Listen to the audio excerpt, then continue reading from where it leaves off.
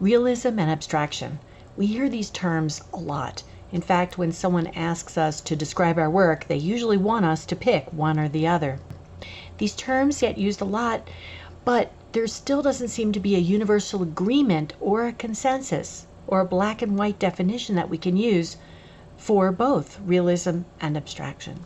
So let's take a look at these two terms, but with a broad scope, to see if we can inspire ourselves to look at our own paintings differently and others as well. Even though there's no consensus on these terms, when we look at these two images, most of us are going to agree that the one on the left is realistic and the one on the right is abstract. So based on the fact that most of us would agree, what are we using to identify what is real and what is abstract? The painting on the right is by Joseph Albers, and he was a major player in early color theory. He wrote one of the first books on color theory for artists.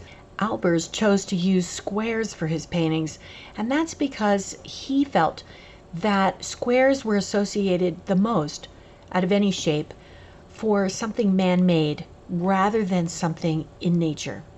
He wanted the viewer to focus not on association and creating a scene as if through a window, but instead he wanted the viewer to look at color next to color, color relationships. I do believe that abstraction and realism are difficult terms to define, so we're going to play around here with a lot of different ways of defining them. I'm not going to be black and white about creating a definition that I feel is exact. Instead, if we throw around some different ideas, what I'd like is for you to come up with your own personal definition of what realism and abstraction is for you and for your work. Here we have some paintings on exhibit by Ad Reinhardt. Reinhardt was a 60s painter that was best known for minimalist black paintings, as seen here. Irving Sandler is an art critic that felt that these paintings of his induced a contemplative state in the viewer. When Reinhardt was asked what his definition of abstraction was, he said that he believed that any references to elements outside of a painting, including artists' emotions and feelings, detracted from that art and the viewing of it. He said, quote, "The only and one way to say what abstract art is to say what it is not. Abstraction presents art as art, pure and emptier, more absolute, non-representational, non-figurative, non-imagist, non-subjective, non-expressionist." That was his quote. I like this photo with the men in black that are in front of the black paintings. It seems like a fun satire. One theory about abstraction is that it can refer to the outside world as well as the painting itself, whereas realism draws you in to be immersed in another world. One of the most common ideas for realism is that it contains recognizable imagery. Do you think just having recognizable imagery in a painting makes it realistic? Both of these paintings have what I call recognizable imagery. We can tell that there's a horse on the left and a woman on the right. Yet, let's look at these more closely, because they both have recognizable imagery, but are they realistic? Bill Schenck on the left, he uses exaggerated colors, a flattened type of space, simplified shapes with less detail. And the René Magritte on the right uses illusion and fantasy. I don't know if we would look out our own window and see what this woman is viewing here.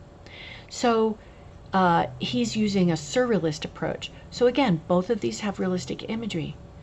But what do you think? Do you think that having the exaggerated, simplified, less detail on the left and a fantasy image on the right, would they still be realistic to you, or are they starting to move towards an abstraction? Perhaps recognizable imagery in a painting can actually be seen as abstraction. Let's look at these two examples. And I'm thinking that maybe instead of the recognizable imagery, we could start to look at what the dominant focus is of a painting. If the focus is on the recognizable things, then we could look at them for determining realism or abstraction. But what if the focus was instead on something else? Here I wanted to show two examples from earlier periods in history to show how artists have used combinations of realism and abstraction throughout history. It's not just a contemporary idea.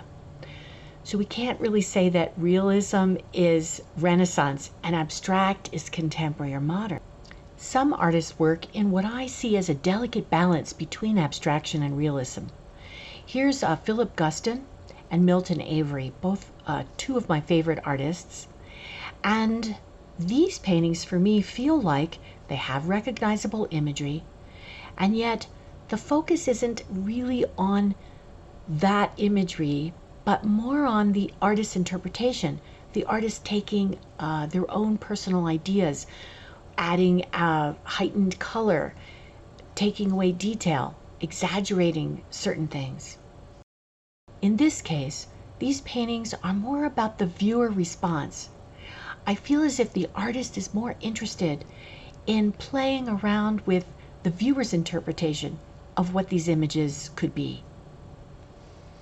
Can a non-objective painting be considered realistic? The term non-objective was actually created by the artist we see on the left, Wassily Kandinsky. He used this term non-objective to define non-object, something in a painting that a viewer might not see as a specific object in nature. So he used a lot of geometry, as we could see on the left. If we think about it, when we look up at the sky and we see clouds, we're naturally going to make our own story out of the clouds. We're going to see things. Each person will look at the clouds and see something different. Would we say that the clouds are realistic or abstract? In other words, it could be that the idea of realism and abstraction is in the viewer's mind and not necessarily up to the artist to determine whether the painting is going to be labeled realistic or abstract by any viewer that sees it. As I mentioned in a previous lecture, our minds are hardwired to create meaning, to make up a story whenever we see any type of image. Just like in the clouds, we're going to make up a story, we're going to be doing the same thing whenever we see a painting. And that would be a painting that we define as realistic or abstract. But I believe with an abstract painting, the artist is leaving more flexibility so that the viewer can create their own story, much more so than, say, a realistic painting where the artist is trying to control the viewing experience and allow that viewer to come up with a very specific image in mind when they look at that painting. Here's a painting by Chuck Close. We've seen some of his work before in previous lectures, and I wanted to bring it up again here because his work in particular is very interesting when we talk about realism and abstraction. Here we see the painting in full on exhibit. Now on the right, I have a very small, blown up, enlarged section of the same painting. We might all agree that this is a realistic painting. But when we look at the enlarged, cropped piece of it on the right, as if we were walking up super close to that painting and in person looking at it very close up, we might notice how abstract it is. I think this painting in particular would be really difficult to label one or the other. In fact, I think it's more of a combination of both. This idea or controversy of trying to define realism and abstraction is not a contemporary issue. In fact, it was looked at very early on. This is a painting by René Magritte. It's called The Treachery of Images, and it's also known as This Is Not a Pipe. So in French, ce n'est pas une pipe means it is not a pipe. And this was created in 1928, and Magritte here was playing around with an ironic idea of what is real and what isn't. One way to distinguish between realism and abstraction is to look at the artist's intent. Does the artist want the image to be open for interpretation by the viewer?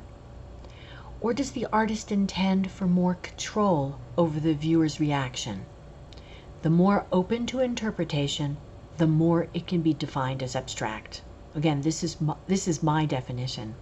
Another way to look at realism and abstraction is to say that realism is based on external sources, whereas abstraction is based on internal sources. Here's another card from the Rorschach card deck that we saw in a previous lecture. And I wanted to bring up again that we will always see something in anything we look at, like the clouds in the sky I just mentioned, or these Rorschach ink blots. Our brain does this automatically to try to transfer or match our sense of the world onto something that we see. We try to make meaning out of what we see. So no matter how abstract you feel one of your paintings is, or something that you're looking at, another viewer is always going to match it up to something familiar or recognizable to them. Another example of how we automatically impose or create the illusion of our physical world on an image that we're looking at is this concept of a horizontal line. So here, even though there's not much to recognize here in this painting, this horizontal line we're going to see as a horizon line, that line between ground and sky that we look at in our regular life all the time.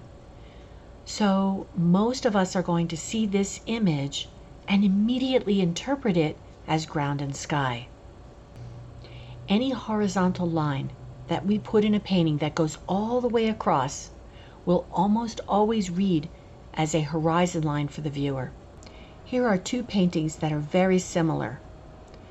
The one on the left does not have the horizontal line that the one on the right has.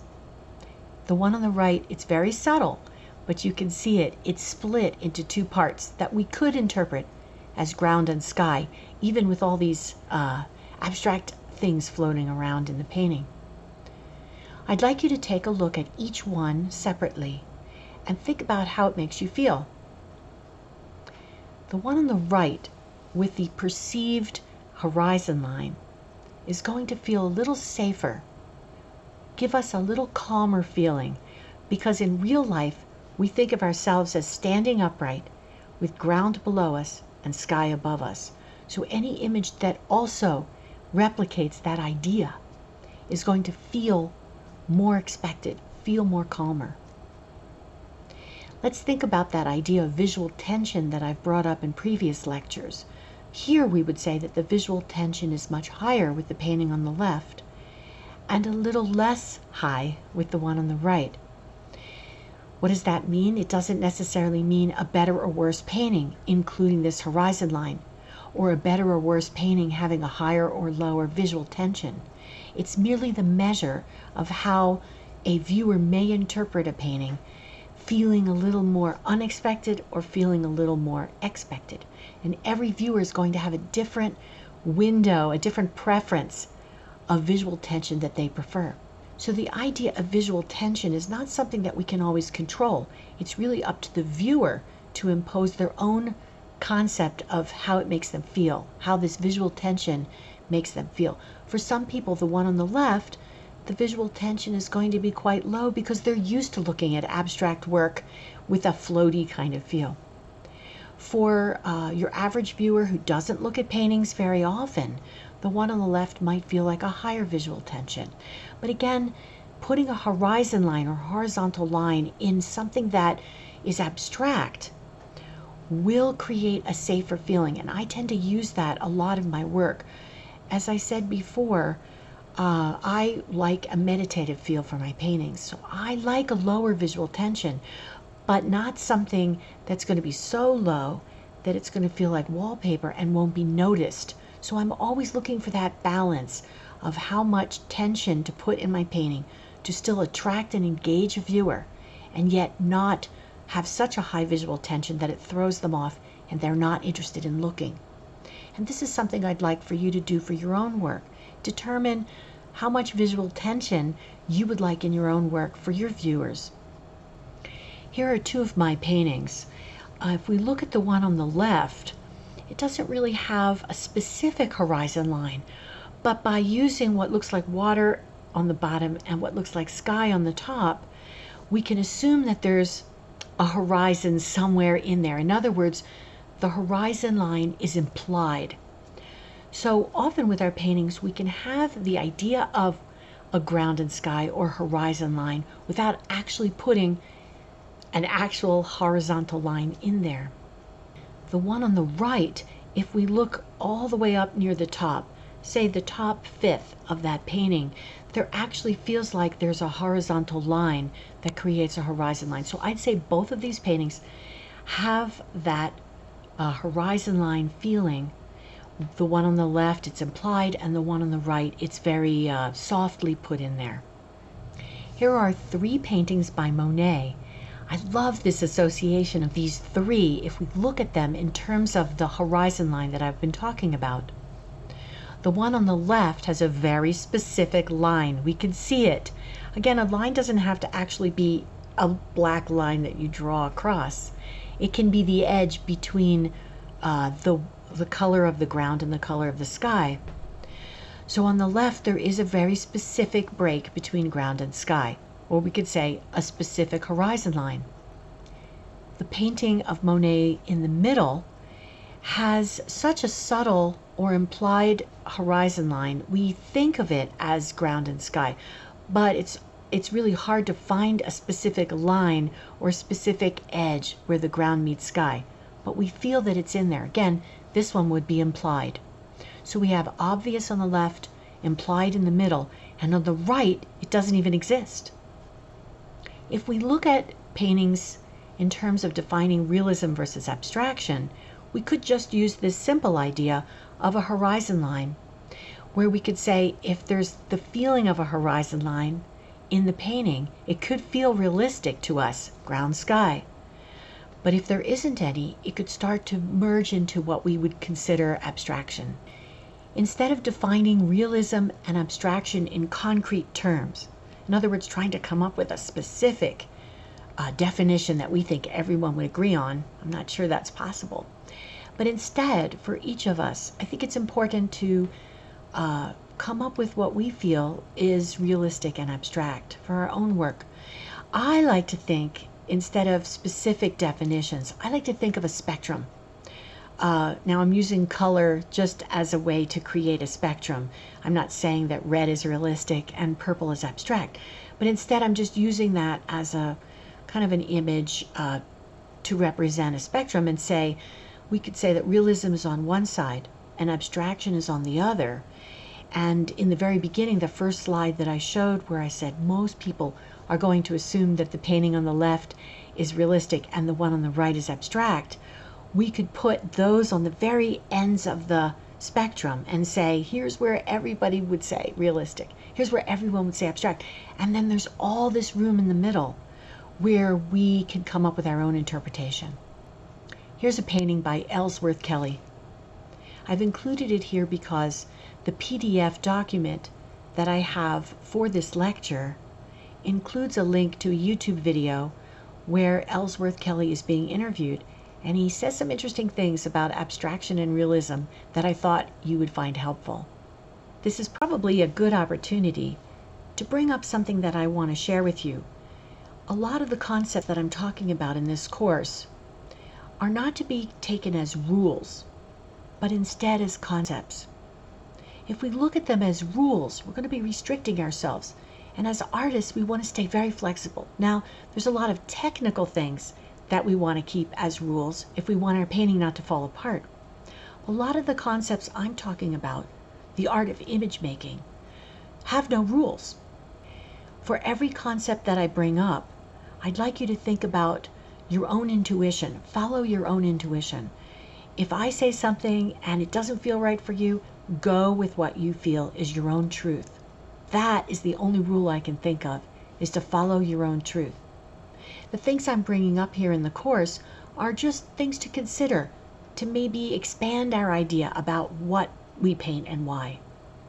I do believe that we all have similar eye-brain perception mechanisms, and that by understanding what these are, it's going to empower us with these skills that we need to make the best decisions for our work. I also believe that each of us in our own way wants our work to express our authentic voice. The best way to avoid rules is to remember that the best advice will always come from your own intuition. If any of the concepts I present in this class do not feel right to you, I want you to honor your own voice over what I say. That's why they aren't rules, but instead ideas. I'd like you to think about everything that I'm talking about in this course as living ideas, as flexible ideas, just a larger toolbox. If you were building something and you opened your toolbox, you wouldn't necessarily have to use every tool in a specific way. They're all there for you to use, and your imagination and your intuition are king.